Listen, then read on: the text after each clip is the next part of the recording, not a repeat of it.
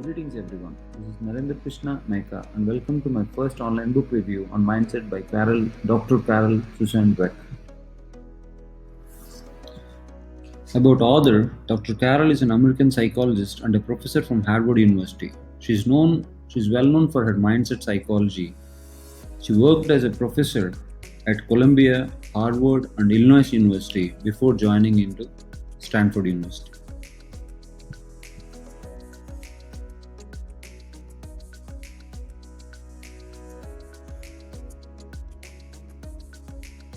As the title emphasizes, it's about mindset of people, as mostly as a child, as a teacher, as a coach, as a businessman, as a partner, as we all think how we think and perform in the fixed mindset and growth mindset.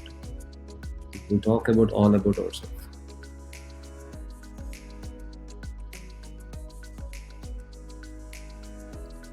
I would say it's a must read, though it sounds like a typical self-help book. To review this book and for better understanding of audience, I made this into three parts. The first one is introduction, understanding of mindset, and the second one is a mindset in champions, leaders, parents, teachers, and coaches. And the third one is how the brain works and how can we change to the new mindset. And there are 4 steps for this, and we'll be explaining that. Before getting into detail on our mindset, let's analyze our mindset first. Please read these 4 statements in red on intelligence and decide which one you mostly agree or disagree upon.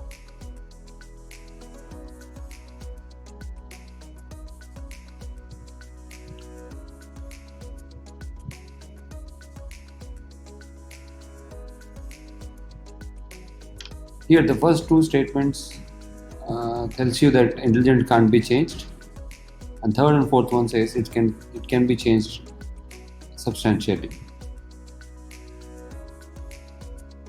The first 2 questions reflects a fixed mindset. The next 2 statements reflects a growth mindset. It doesn't matter which one you opted for because we all are combinations of both mindsets. This picture on the left depicts the whole summary of the book about our mindset, how we act and think when we face challenges and obstacles in life, while we experience criticism, and how we feel about the success of others. Author says we all are a combination of both mindset, but we tend to incline towards one or the other. You can have a growth mindset for intelligence, but fixed mindset in personality. And she also says we all can change our mindset as it's just a belief. We all have our own strong beliefs and born intelligence and born gifted. Here are the few cases to break that belief. Is artistic ability a gift? Can we all do well? Are we all created equally? Think about it. We'll find the answers very soon. Answer to the question, are we all created equally, is a no. Some children are created different. To this, author refers a book Gifted Children by Alan Winner, where Alan gave an incredible description on prodigies. Finally, Susan Dweck summarizes the answer. Whether prodigies or not, we all have interests that can blossom into abilities. With an example of Mozart and Darwin. So the next question, can everyone do well? Author quotes the statement concluded by Benjamin Bloom, who after 40 years of intense research on school learning in the United States and abroad, his major conclusion was what any person in the world can learn, almost all person can learn if provided with the appropriate prior and current conditions of learning. Coming to the last question, is artistic ability a gift? Author says just because some people can do something with little or nothing, it doesn't mean that others can't do it with training. And sometimes others can do better with training. And she also quotes Twyla Tharp, a famous choreographer and dancer, from her book Creative Habit. She says, creativity is not a magical act of inspiration, it's a result of hard work and dedication. Twyla Tharp answers the question, is it ability or mindset? She says it's a mindset who enhances our ability. Please now read these 3 questions, then you can see the difference.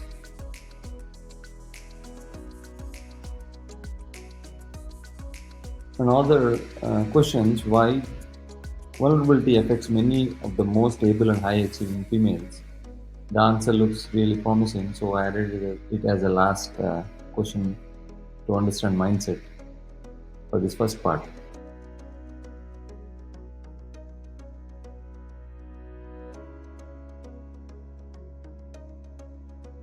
Coming to second part, we will be talking about mindset in champions, leadership, relationship, parents, and teachers. Author Dweck gave ample real-life examples to make us understand her theory better. Coming to champions, author differentiate growth mindset and fixed mindset people with analyzing their character, heart, will, and mind of a champion. How they act as a star, how they handle and take charge of success, and how she says every sport is a team sport. While talking about growth mindset in champion, she speaks so high about the hardest working athlete ever, Michael Jordan, Baby Ruth, a guy with famous appetite and a giant stomach from a New York Yankees team, the fastest woman on earth, Wilma Rudolph, a gold medalist for sprint in 1960 Rome Olympics, who at 4 years of age, she nearly died of a long struggle with double pneumonia, scarlet fever, and polio, emerging with a most paralyzed left leg. Doctors gave very little hope, but still she came out as a gold medalist in 1960 Rome Olympics. Then she talks about Jackie Joyner Kersee as the greatest female athlete of all time. Between 1985 and 1996, she won every heptathlon she competed in. And she highly speaks about how she talked to herself going through asthma effect in her last world championship. While talking about character, she spoke Pete Sampras, how he displayed all the qualities of a hero in the match 2000 Wimbledon with powerful Patrick Raft.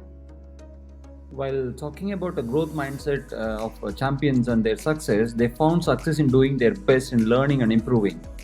And for example, she talked about Tiger Woods and Maya Hamm are the two fiercest competitors who ever lived. They love to win, but what counted most for them is the effort they made even when they didn't win. They could be proud of that, comparing to other athletes, which we'll be talking a little more after.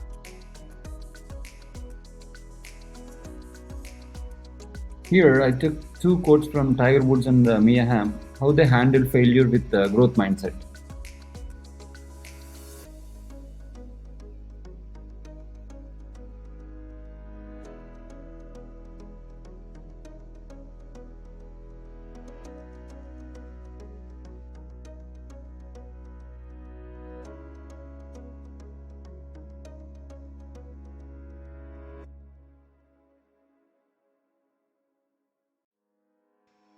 To give little clarity on how to handle failures with the growth mindset, I have taken two examples, one for each mindset. Coming to growth mindset, it's Michael Jordan and Kareem Abdul-Jabbar.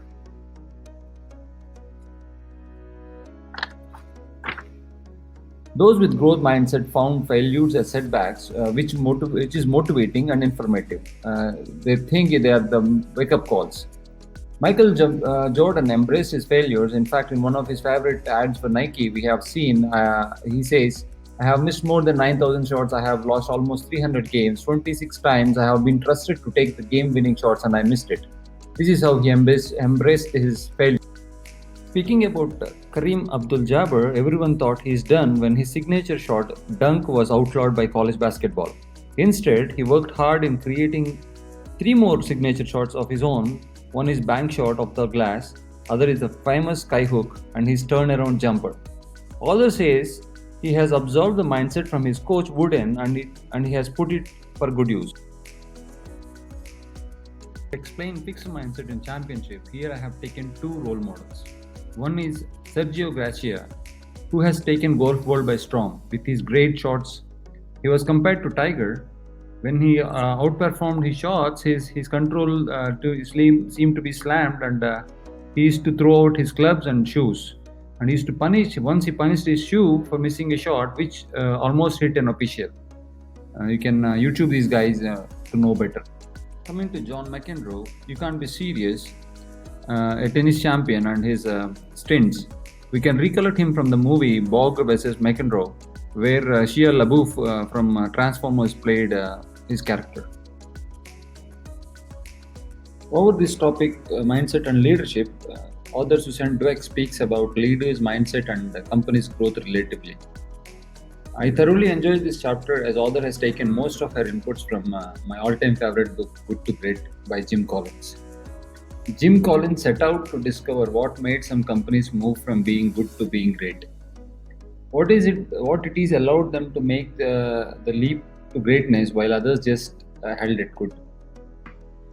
As an example for growth mindset leaders, she talked about Jack Welch of GE, Louis Gressner of IBM, Anne Mulkey of Xerox as fascinating because they transformed their companies.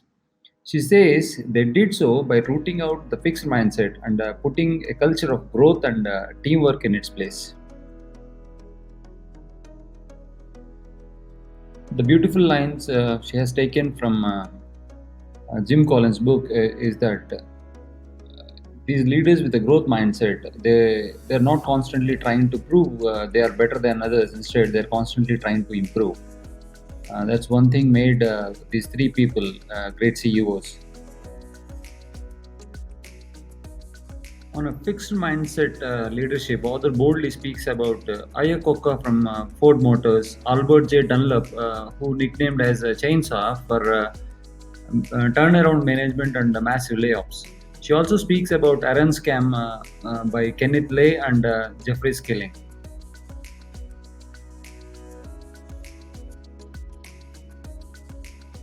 Lastly, author mentions as an example of Steve Case of AOL and Jerry Levin of Time Warner, the largest merger in the history, which outcome is zero with fixed mindset. Finally, author says they were not evil in the usual sense. They didn't set out to do harm, but at critical decision points, they opted for what would make them feel good instead of what would serve the long-term corporate goals. Fixed mindset attributes of CEOs will be like blame others, cover mistakes, pump up the stock price, trust rivals and critics. These are the few standard operations the fixed mindset CEOs does. On the other hand, as a growth mindset leaders, they start with a belief in human potential and development, both their own and other people's. Instead of using the company as a vehicle for their greatness, they use it as an engine of growth for themselves, the employees, and the company as a whole. In the same chapter, authors try to answer few standard questions like whether leaders, managers, and negotiators are born or made. I'm going to leave this for yourself to enjoy the book while you read. In the next chapter, Mindset in Relationship, Dr. Dweck addresses issues in relationship and mindset aspect attached to it. How it matters in falling in love, how partners expect relationship to work and meant to be, mind reading and agreeing on everything, which she also says is impossible, with ample examples explained in detail. One interesting topic is mind reading. It's a part of low effort belief is the idea that couples should be able to reach each other's mind. We hear them say, we are like one, my partner should know what I think, feel and need, and I should know the same about my partner. But author Dweck says this is impossible. Mind reading instead of communicating inevitably backfires. And she suggests that a growth mindset tip in relationship that problems can be a vehicle for great understanding and intimacy. I have taken these lines as we complain about partner or struggling in the relationship. Dweck quotes, a no-effort relationship is a doomed relationship, not a great relationship. It takes work to communicate accurately and it takes work to expose and resolve conflicting hopes and beliefs. It doesn't mean that they lived happily ever after, but it's more like they worked happily ever after. Other quote I like from this chapter is from Daniel Weil says that choosing a partner is choosing a set of problems. There is no problem-free candidates. The trick is to acknowledge each other's limitations and build from there. And Dweck says each one is a loser in a true relationship. Over this topic, can this marriage be saved? She quotes Aaron Beck, a famous American psychiatrist. My partner is incapable of change. Nothing can improve our relationship. These ideas are completely wrong, he says.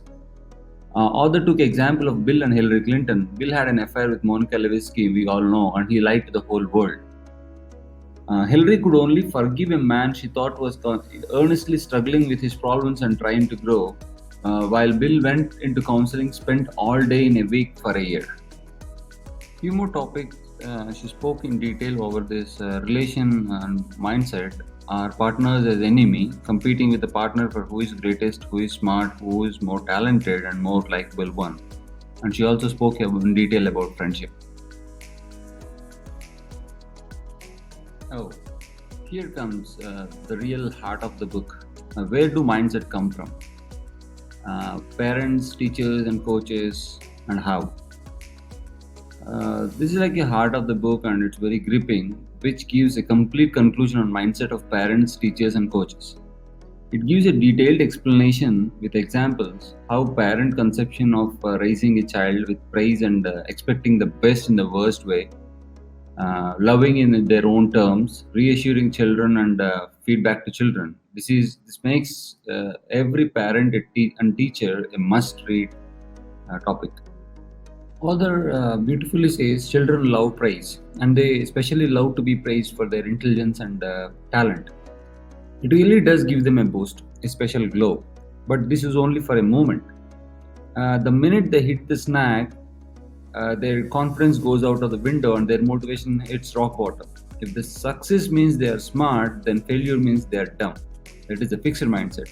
So here are the few examples of how we praise a child and how they take it during a fixed mindset.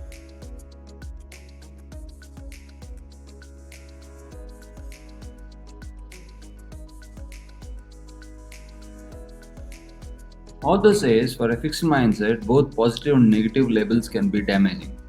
Given a positive label, they are afraid of losing. Given a negative label, they are afraid of deserving it. Author suggests the best way to do is to teach children to love their challenges and be intrigued by mistakes. And make them enjoy their effort, seek new strategies, and keep them learning.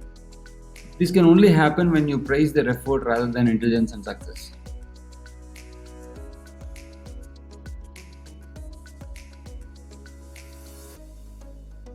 Here, author gives a few examples as a parent when you try to do something, how your child receives it.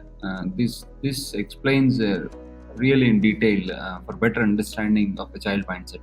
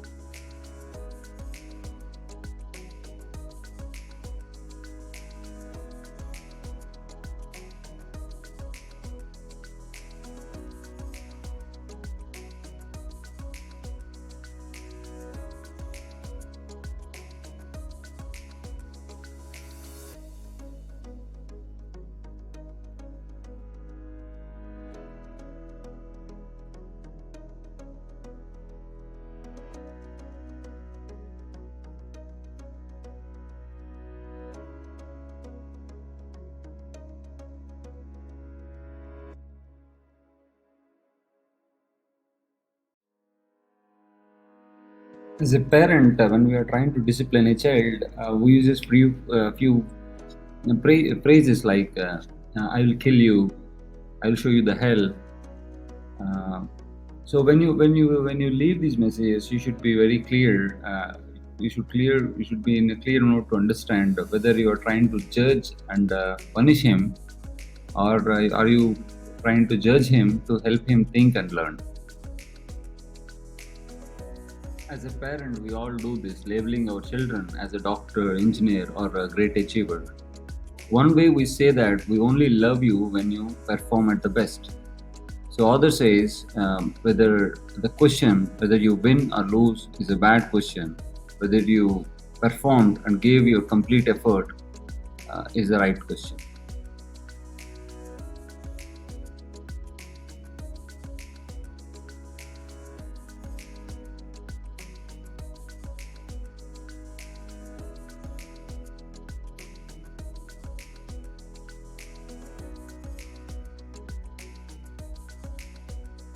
Author speaks in detail about great teachers and their mindsets. How a teacher need not love every child but should care for everyone in the classroom, and how they are fascinated with the process of learning. So she explains very much detail with examples. Author urges every educator must take seriously their responsibility in creating growth mindset friendly environments where kids feel safe from judgment, where they understand that we believe in their potential to grow, and where they know that we are totally dedicated to collaborating with them on their learning. We are in the business of helping kids thrive, but not finding reasons why they can't. These are the good lines for every teacher and a school.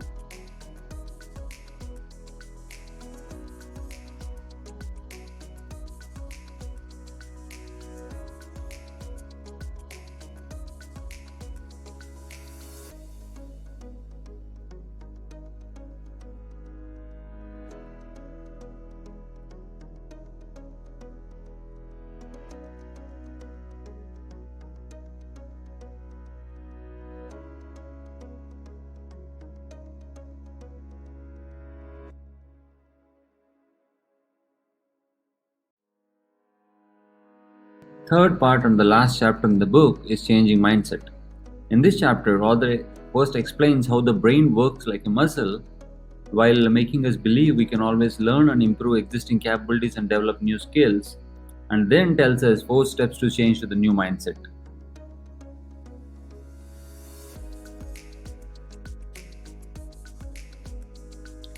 Here, I try to explain the functionality of brain with little picture. Where axon is the blue tube that connects from neuron to neuron in brain, and axon is surrounded by an insulation in yellow which is called myelin. More myelin means more signal travels faster.